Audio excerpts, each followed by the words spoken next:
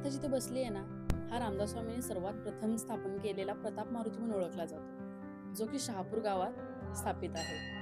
या मागची एक खूप जास्ती रंजक कथा आहे. एकदा जेव्हा रामदास स्वामी या गावात राहायला असायचे, त्यावेळेला ते घरोघरी भिक्षा मागायचे. पण बाजीपंत कुलकर्णी नावाचे जे पंडित होते, त्यांची पत्नी त्यांना काही केला भिक्षा देत नसे. पण एकदा असं झालं की मुस्लिम अंमलदाराने त्यांच्यावर हिशोब चुकवल्याचा आरोप केला आणि त्यांना कैद करून विजापूरला घेऊन गेले.